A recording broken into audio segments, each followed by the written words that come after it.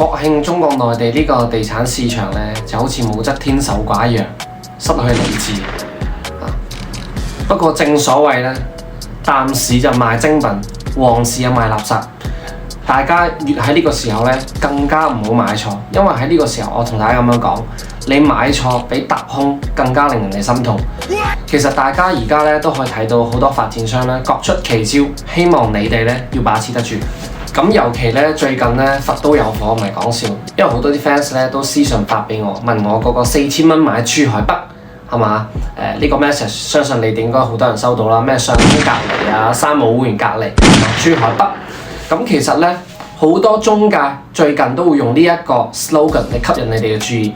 咁實際情況係咪真係咁筍呢？嗱，今日呢，又係我獨市顧問同大家一齊嚟剖析下背後嘅真相同埋原因，同埋呢啲咁嘅中介點解呢？經常可以利用啲咁嘅概念嚟誤導啲外地人，尤其係啲港澳朋友啊、華僑朋友，因為好多人呢對珠海唔熟悉，以為呢，喂，真係珠海有啲咁筍嘅盤，係咪可以側側搏去搏懵抽水？實際上你哋買嘅係中山嘅樓，仲要係中山邊啲地方呢？係嗰啲農村開始沒落嘅區域。咁呢一條片呢，相信聰明嘅朋友一定可以舉一反三。譬如話邊啲地方呢？咩大灣區嘅價格窪地啊、肇慶啊、惠州，其實而家都好多地方用緊啲咁嘅套路。咁呢一條片呢，應該都會影響到好多人嘅利益嘅，所以咧希望你哋且睇且珍惜。咁呢一期咧，我會用具體案例同埋數據咧，同你哋揭開佢背後嘅一個背景同埋原因。咁喺呢條片尾咧，我都要送上呢個最新嘅一個購房攻略直接擺喺片尾嘅。咁你哋記得 like、share、comment， 喺最後自己 cap 圖去領取啦。咁首先啦，點解會有珠海北呢個咁嘅概念呢個來源呢？嗱，實際上我同大家咁樣講啦。珠海北呢個名呢，首先呢係唔存在喺珠海官方嘅地圖上面嘅。珠海嘅行政區就分3個啫，香洲主城區啦、斗門同埋金灣。咁點解會有呢個咁講法呢？其實好明顯就係好多啲中介利用啲信息差，因為好多外地人唔清晰嘅情況下呢，從而創造咗呢個咁嘅名詞嚟吸引翻啲外地人中伏嘅。咁嗱，你哋睇翻呢個地圖啦，咪話你哋外地或者境外嘅朋友啦，哪怕係啲珠海而家啲00後呢，對珠海唔熟悉嘅情況下，佢哋揸車去到嗰度呢，都以為嗰度係珠海嚟嘅。咁其實我哋可以睇到啦，中山嘅呢個三鄉同埋神灣呢兩個地方，其實就處於呢個中山嘅南端嘛，亦即係其實就係所謂真真正正嘅什麼珠海北啦。咁冇錯，佢哋地理位置係真係挨住珠海北邊，距離珠海主城區呢，其實都有30到40公里嘅距離嘅。所以呢，好多啲中介就會利用呢一個 point 嚟誤導，包括吸引嗰啲本身就諗住嚟珠海去生活或者係買樓嘅人，係嘛？佢哋會同你強調咩嘢呢？係嘛？離港珠澳大橋好近啦，離拱北口岸好近啦，咩半個鐘離拱北口岸啊？係咪？其實本質上就係博大霧，同埋其次呢。佢哋利用嘅呢一種心理，就係營銷學上面用嘅叫做錨定效應。咩意思呢？我先俾大家個數據啦。其實2024年上半年嘅數據呢，中山三鄉嘅樓價呢係差唔多8000到12000蚊左右嘅啫。咁呢，對比翻珠海香洲區市區嘅價格啊，因為香洲區均價都差唔多去到3萬蚊左右。咁呢一種嘅樓價差距呢，就係中介經常用嘅套路，同你錨定啊嘛。當你覺得一個錨點特別高，咁而家對比翻落嚟，呢個價格特別低，你會覺得哇，呢個價格，喂，嗰邊3萬，呢邊7000，一對比潛力非常之巨大。咁實質上根本就係天方夜譚畫大餅。同樣嘅道理呢，都會應用喺邊啲地方呢？譬如話咩橫琴北啦、橫琴西啦 ，OK， 廣州北其實講嘅就係清遠、深圳東咁呢啲呢，有機會再同你哋一齊展開啦。所以呢，相較翻珠海、三鄉同埋神灣啲咁嘅地方啦，確實樓價低。其實佢嘅推銷套路呢，同嗰啲 sell 坦洲樓嘅套路係一樣嘅。咁你哋可以睇翻我之前嗰期節目啦。只不過呢，呢兩個地方，我可以咁樣講，係連坦洲都不如嘅。甚至乎啦，仲有啲套路就係用啲虛假宣傳啦，係咪？片頭剪個中海環宇城喺前山，同你講10分鐘到環宇城，10分鐘到咩三武會員店等等等等等等。其實冇一個係呢個樓盤自己真正嘅配套，用嚟同你哋吹水，同你講翻嗰個潛力有幾好，係咪？令到你哋上當。咁講到呢度咧，作為呢個三武會員 VIP 嘅 Wing Sir 咧，我同你哋講，其實真係稍微有了解嘅中介同你講呢個樓盤喺三武隔離咧，呢個 point 絕對係反向推銷。點解呢？嗱，我同你哋舉個例子就知道啦。嗱，首先咧，三武會員店喺邊啲地方呢？首先北上廣深，包括我哋珠海咧，就肯定係有嘅。不過佢哋嘅選址 ，OK 喺邊度咧？譬如話北京係位於呢個通州同埋呢個亦莊，咁上海咧個山姆會店咧喺松江區同埋呢個青浦，廣州咧喺花都同埋番禺，咁深圳嘅山姆咧喺邊度？相信大家都知道啦，喺龍華同埋坪山呢兩個地方。所以咧你哋有冇發覺有咩特點啊？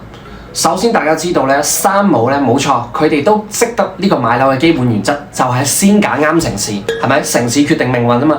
佢哋揀嘅城市都係有消費力嘅城市啊嘛。不過咧，佢哋揀嘅都係城市嘅邊緣地帶，因為點解咧？其實大家經常去山姆就知道啦，呢個 Sam's Club 佢哋嘅目標主要群體咧係啲家庭消費者同埋啲企業用戶嘅。咁一般咧，好似我哋去買嘅情況下，一定係揸部車，係咪？大批量去掃貨啊嘛，所以咧佢哋揀嘅地方一定係啲近住交通便利或者係啲郊區近公路嘅地方，令到我哋可以咧方便揸車出入啊嘛。同埋嗰啲地方一定要好停車，停車空間一定要夠足啊嘛。因為呢啲地方咧，佢哋選址，佢哋首先一定係避開啲市中心繁忙嘅地方，係咪？咁樣個停車位先有個空間啊嘛。城市郊區偏僻嘅地方，其實更加適合呢啲咁嘅大批量採購咁嘅需求啊嘛。所以咧就意味住咩咧？意味住其實咧有山姆嘅城市冇錯，係消費力肯定係有嘅。不過咧有山姆嗰個區域就絕對唔係市中心，get唔get到啊？所以咧，呢個中山嘅神灣同埋三鄉呢兩個地方，無論係喺城市嘅規劃或者經濟發展，都同珠海咧有好大嘅差距嘅。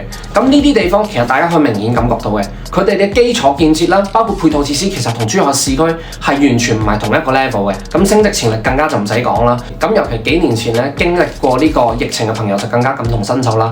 當時好多人講係話咩喺坦洲嗰度住，喺珠海返工。不過咧，你諗下啦，當時封禁同埋管理嘅政策係完全唔同嘅，咁啊導致咗麻煩不斷嘅。咁其實經常聽我節目嘅朋友都知道啦，我之前都分析過嘅。作為當年咧喺香港有第一個展廳嘅內地發展商呢個雅居樂咧，其實就佔據咗老嘅一批香港朋友嘅個心智啊嘛。因為佢哋對內地唔熟悉嘅情況下，覺得喂呢個雅居樂好似好有品牌啊嘛，5星級的家啊嘛。尤其大家知道咧，其實呢個三鄉佢又係雅居樂嘅發源地啊嘛，所以成個三鄉基本上去到邊度都係雅居樂嘅天地嘅，亦都有咗香港第一個樓巴車直通嘅地方啦。所以點解三鄉叫做小香港，原因都係呢度，係咪？唔係話佢經濟似香港。不過可惜啦，事與願違，而家呢個三鄉發展嘅區域咧，完全係跟唔上嘅。本地人基本上係唔會有人 buy 呢個品牌，更加唔會有本地人去三鄉去接受呢咁嘅樓盤。有嘅基本上佢哋自己都係起啲村屋㗎嘛。咁所以啦，講到呢度咧，新嚟嘅朋友，我一定要同你哋再次普及下呢個土地財政嘅概念，因為咧，你哋但凡喺內地買樓，你一定要清楚土地財政呢個買樓嘅基本概念，你先知道點樣買樓。因為內地係咁樣嘅，由1994年開始啊嘛，中國嘅中央政府同埋地方政府咧，佢哋兩個咧係實行呢個分稅制。簡單嚟講就係財權上面收，事權下面收，亦即係話咧。喺內地，你哋大頭嘅稅收咩企業所得稅啊、個人所得稅啊，呢啲咧全部包括咩消費稅等等等等，全部都要歸中央嘅國庫去收嘅。不過咧，啲地方政府要發展㗎嘛，係咪？錢喺邊度嚟？喺呢個市場經濟嘅刺激下咧，大家知道啦，土地喺中國內地咧係屬於國家啊嘛。咁中央就允許啲地方咧自己去管理嗰個地方嘅土地，去出讓去買賣。咁所以咧，地方政府咧每年都會通過呢個土地嘅拍賣啦、出讓啦，將呢啲土地賣俾或者出讓俾啲開發商，從而去收取呢個土地出讓金啊嘛。咁發展商就攞到呢啲地嚟開發樓盤啊、商業啊、商場等等等等啦。地方政府攞到呢啲咁嘅土地出讓金之後咧，佢哋又可以幫當地建設更加多嘅基礎設施咧，譬如話醫院啦、學校啦、商場、公園啦、橋啊、立交啊等等等等，吸引同埋留住更加多嘅人，或者去招商引資等等等等。當一個地方嘅商業啊人口越多嘅時候，咁形成嘅呢個虹吸效應就越強，因為就會令到更加多人願意過嚟呢邊發展啊，因為機會越多啊嘛。咁機會越多，個地方嘅區域發展得越好，呢個地方嘅地價係咪買得越貴啊？咁啊形成咗一個正循環啦。所以咧，樓價越嚟越貴，基礎設施越嚟越好，就好似上海一樣，上海、北京、香港、深圳呢咁嘅地方，哪怕樓價幾高都好，啲人都願意去嗰邊發展啊嘛，就係咁嘅原因。所以咧，聽得明嘅朋友你就知道點解解釋咗點解內地嘅樓價咧，一二線城市嘅樓價越嚟越高，因為啲公共資源配套都係集中喺呢啲城市。譬如話咧，喺廣東省啊，最好嘅醫院就喺廣州嘛，係咪？即係阿鍾南山就喺嗰邊嘛。咁珠海一個地級市咧，佢佢有3個985大學，一個211大學，包括而家咧喺橫琴校區有呢個澳門大學啦，包括喺呢個唐家嗰邊仲有呢個同香港浸會大學一齊設立嘅呢個 UIC 啊嘛。喺中國最好嘅大學都係集中喺上海同埋北京啊嘛。所以咧，點解土地財政咁緊要？點解要你哋一定要理解呢樣嘢，你先可以喺內地買樓？如果你呢樣嘢你都唔知嘅，你去邊度買樓？你絕對係俾人割韭菜。同埋大家都知道咧，喺地方政府嘅收入裏面咧，土地出讓金係佔到40%甚至乎更加多嘅。去到2019年咧，中國內地嘅地方政府通過賣地咧係賺咗7.1萬億嘅，咁佔咗呢個地方收入嘅58%左右。所以我哋翻主題先啦，講翻呢個神灣同埋三鄉呢個地產市場先啦。其實由呢個區域面貌，包括呢個 video， 你哋都可以睇到呢兩個區域有咩共通點呢？嗱，大家可以睇到嘅 ，OK， 有咩啊？有農田啦、工廠啦、有村莊啦，同埋一定會有一個超級大嘅嗰啲所謂叫做文旅嘅樓盤，專供外地人啊。同埋咧，呢兩個地方無論周邊商場幾差、配套幾差都好，一定唔可以虧待啲香港朋友，一定有香港直通車。咁原因係咩呢？有冇人可以答到我？咁我直接俾結論各位先啦。三鄉同埋神灣鎮啦，呢兩個地方作為中山樓市嘅臥龍鳳雛咧，只要你哋入手，我同你講，你絕對站崗啦，站到懷疑人生，信不信由你。嗱，首先講翻三鄉先啦。三鄉其實近呢幾年咧，無論係喺疫情之前，其實個樓價已經係跌到差唔多噶啦，成交量其實都差唔多。嗱，我就攞8月份攞嚟講啦。其實三鄉8月份嘅網簽咧得幾套啊？成個三鄉得58套左右嘅啫。即使咧好多人咧都喺度期望個樓市復甦啊，係咪先？喺度撳住個價，實質上咧，大部分三鄉嘅業主咧，其實已經係準備着草噶啦。嗱，大家睇翻啦，呢個二手網站睇翻而家三鄉咁巨大嘅呢個掛牌量，你可以睇到嘅樓價都一路清一色咁往下行嘅。其中你哋可以睇到啦，三鄉咧，甚至乎有啲單位咧係跌到3000蚊平方左右噶啦。同埋其實而家三鄉一手樓咧仲有幾十個。嗱，二手掛牌量你哋自己睇啦，係全中山咧庫存最高嘅區域之一，一共有幾多套啊？3298套左右嘅。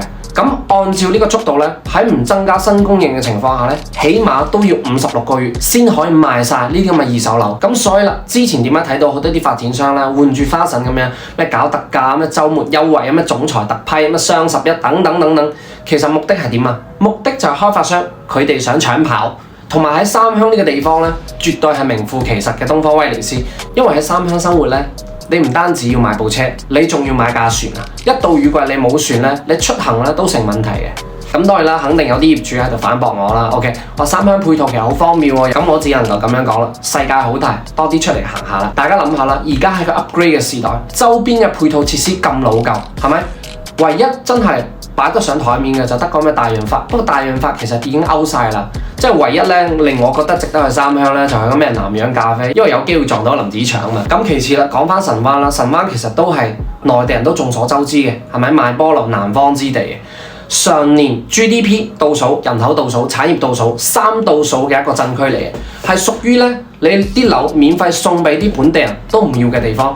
咁神灣嘅二手樓咧，近1年嘅成交更加誇張，成年成交幾套啊？49套左右。咁咧均價咧睇起身6000蚊，好似好高喎，二手均價。不過我同你哋咁樣講，呢個價咧仲係虛高嘅，因為咧呢個三鄉係有幾套別墅，因為大家都知別墅比較貴嘛，別墅嘅高單價拉高咗成個數據，所以就令到呢個咁嘅成交數據咧係虛高嘅。實質上真實嘅成交價仲會更加低。其實好明顯一個問題就係神灣其實人係真係好少嘅，二手嘅流通性係極差。同埋其實咧，我可以俾大家一個最直接嘅 tips， 你哋去到嗰度咧，可以睇下附近周邊啲樓盤下面有冇啲中介門店。可以咁樣講，如果有啲屋苑好大嘅，幾乎係冇中介門店嘅情況下咧，你諗下，連啲二手中介租單售單都做唔落去嘅，你仲敢去接盤？所以咧，唔好以為平你抄到底咩4000蚊啊3000蚊你抄到底，你要知道而家咧喺呢個新嘅政策下面咧，內地實行呢個雙軌制，你買咗垃圾資產係完全係零流通性嘅，咁你買咗啲咁嘅差嘅資產咧，你到時諗嘅咧唔係降價嘅問題，而係你可唔可以甩手嘅問題，係一個零和博弈。所以咧，中山神灣同埋三鄉呢兩個地方咧，完全靠嘅就係珠海外日先可以發展起身嘅。咁弊啊弊在咧，神灣佢靠緊係珠海嘅斗門呢個遠郊片區，咁三鄉咧靠緊嘅係珠海呢個上沖嘅板塊，係屬於珠海咧非常之側邊嘅一個區域嚟嘅。不過咧，你諗下啦，同一個城市要發展，一定要靠翻本地嘅城市嘅規劃發展嘅，而唔係話靠珠海去挨邊噶嘛。大家諗下啦，珠海有啲港澳大灣區政策支持嘅，都有部分嘅樓盤發展唔起身啦。咁更加唔好講啲咁嘅三鄉啦，或者神灣啦。其實行內嘅朋友都知道嘅。中山呢個城市嘅發展趨勢咧，同珠海完全唔同嘅。嗱，包括呢個黃金內灣啦，呢個三鄉同埋神灣都唔喺呢個列表裡面嘅。同埋喺過去幾年，大家諗下啦，珠海嘅重心係喺橫琴同埋呢個唐家呢個高新區嘅。咁中山嘅發展重心咧係一路向東啊嘛，喺呢個南部片區係完全冇晒聯繫嘅。所以咧，你哋睇起身以為同珠海好近，實質上咧係屬於一個阿爺又唔要、阿媽又唔關照嗰個地方嚟嘅。所以咧，神灣同埋三鄉呢兩個地方咧，除咗平，可以咁樣講係一無是處嘅。無論係生活嘅環境啦，因為你睇下啦，周邊都係啲電動摩托車，無論係醫療方面啦、商業配套啦、交通啦等等等等，同珠海嘅市區咁樣講，係隔一條路過咗非洲咁樣嘅。如果你哋諗住喺呢邊生活嘅情況下咧，你做好一個心理預期，就係咧，除咗你可以食菠蘿方面同埋去食啲茶餐廳方面嘅情況下咧，其他關鍵因素，尤其係養老因素、醫療因素，你會非常之頭痛。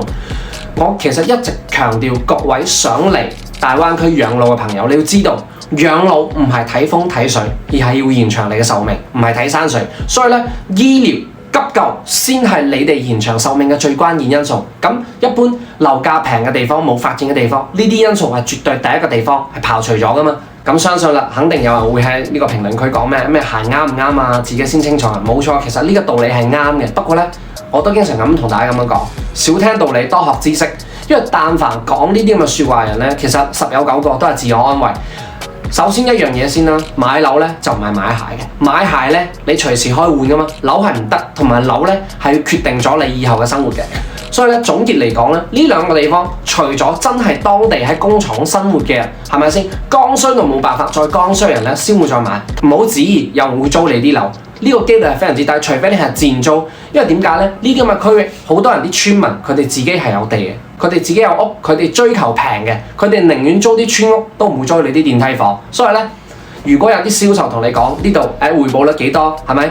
我同你哋咁樣講，呢度嘅租金回報率大機率係零，因為租唔出啊嘛。同埋我都會揾個機會同你哋分析下呢啲咁嘅文旅啊、旅遊、養老度假盤點解話唔買得啊？首先其實大家都睇到嘅呢幾個特點嘅盤係嘛，相信你哋都知我講邊個啦。供應量爆炸，你哋就唔使考慮咩流通性啦，賣咗差唔多10幾年噶啦，各位係咪？如果你哋真係對呢咁嘅地方咧有情懷嘅，我覺得咧完完全全咧係可以以租代買。OK， 我都歡迎咧，如果有業主想招租嘅，歡迎喺評論區度 comment。OK， 再講翻呢度咧，我都分享翻阿 Wing Sir 嘅買樓嘅不可能三角。呢度一定要仔細聽，因為咧喺內地買樓三要素，你只能夠揀兩樣，分別係邊三要素咧？價格低，樓盤品質高。地段非常之優越，係咪？舉個例子，如果咧你哋要一個地方咧，你哋譬如話要買個屋苑嘅，地段要好，品質要好嘅，咁你只能夠犧牲你嘅銀包，貴啊嘛。三樣不能夠兼得嘅，同你係咪？你如果咧要買一個地方 ，OK， 你要平嘅，不過咧要品質好嘅。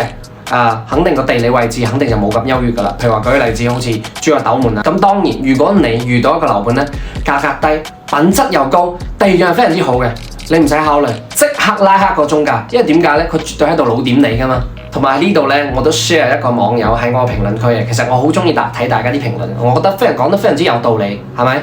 買樓咧，如果你咩都唔知，你淨係睇一個近字，絕對累死你。同埋其實咧，我都知道好多啲同學就 follow 我都係嗰句説話啦。我做生意原則咧就係水不爭先，真嘅滔滔不絕。冇錯，做生意其實就係一個人一個博弈嘅遊戲啊嘛。不過睇你係想做單次嘅博弈，定係一個無限遊戲？冇一個客會一直傻落去嘅。垃圾盤 Wing Sir 以前都買過，確實佣金係好高㗎，好舒服㗎。OK， 買一套頂人哋10套。OK， 不過都係嗰句，你出嚟行，你遲早要還。咁當然，如果同行你覺得我講得有道理咧，你擔心影響到你嘅飯碗嘅，我公司都打開門歡迎你加入嘅。嗱，睇下呢張招聘廣告啦。OK， 淨化呢個市場嘅。OK， 咁我係你哋嘅毒舌顧問啦。有優質資產嘅地方咧就有我。OK， 如果咧大家諗住喺珠海啊、中山置業嘅朋友咧，記得諮詢過我哋再做決定。我哋下期再見，拜拜。Stop spending your money on stupid shit.